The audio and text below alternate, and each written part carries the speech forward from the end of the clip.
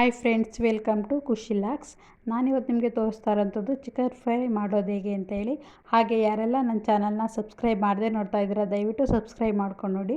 Chicken fry ಮಾಡೋದಕ್ಕೆ 2 medium size tomato cut ಮಾಡಿ ಇಟ್ಕೊಂಡಿದ್ದೀನಿ, ತೆಂಗಿನಕಾಯಿ ಚೂರು, ಹಾಗೆ ಚೂರು ಶುಂಠಿ ಮತ್ತು ಒಂದು ಪಾವು ಬೆಳ್ಳುಳ್ಳಿ, 2 ಮೀಡಿಯಮ್ ಸೈಜ್ ಈರುಳ್ಳಿ ಕಟ್ ಮಾಡಿ ಇಟ್ಕೊಂಡಿದ್ದೀನಿ, ಕೊತ್ತಂಬರಿ ಸೊಪ್ಪು, ಪುದೀನ, ಹಾಗೆ 1.5 kg ಆಗೋಷ್ಟು ಚಿಕನ್ ಕೂಡ ತೆಗೆದಿಟ್ಕೊಂಡಿದ್ದೀನಿ.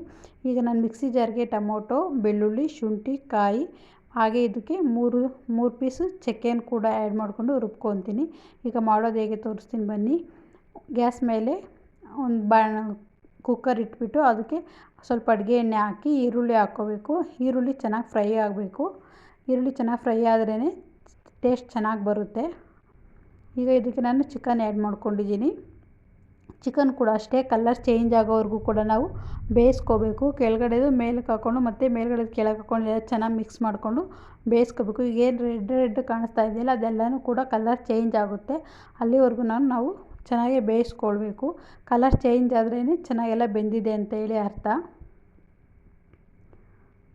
ಈ ರೀತಿ ಮಿಕ್ಸ್ ಮಾಡಿಕೊಂಡು 2 ಕಡೆಯೂ ಕೂಡ ಚೆನ್ನಾಗಿ ಬೇಯಿಸ್ಕೋಬೇಕು.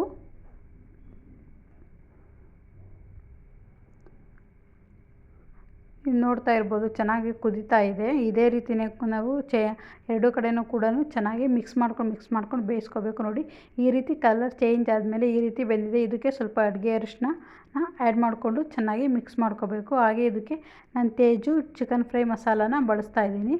ಆ ಫ್ರೈ ಪೌಡರ್ ಕೂಡ ಹಾಕ್ಕೊಂಡು ಚೆನ್ನಾಗಿ ಮಿಕ್ಸ್ ಮಾಡ್ಕೋಬೇಕು. ಇದಕ್ಕೆ ಸ್ವಲ್ಪ ಅಡುಗೆ ಉಪ್ಪನ್ನು ಕೂಡ ಸೇರಿಸ್ಕೊಂಡು ಮಿಕ್ಸ್ ಮಾಡ್ಕೋಬೇಕು. ಅಡುಗೆ ಉಪ್ಪನ್ನು ಮತ್ತು ಚಿಕನ್ ಮಸಾಲೆ ಎರಡನ್ನೂ ಈಗಲೇ ಸೇರಿಸ್ಕೊಳ್ಳೋದ್ರಿಂದ ಚಿಕನ್ಗೆ ಮಸಾಲೆ ಎಲ್ಲ ಚೆನ್ನಾಗಿ ಹಿಡಿಯುತ್ತೆ. ಅದಕ್ಕೋಸ್ಕರ ಈಗಲೇ ನಾನು ಸೇರಿಸ್ಕೊತಾ ಇದ್ದೀನಿ. ಇದನ್ನು ಎರಡನ್ನೂ ಕೂಡ ಚೆನ್ನಾಗಿ ಮಿಕ್ಸ್ ಮಾಡ್ಕೋಬೇಕು.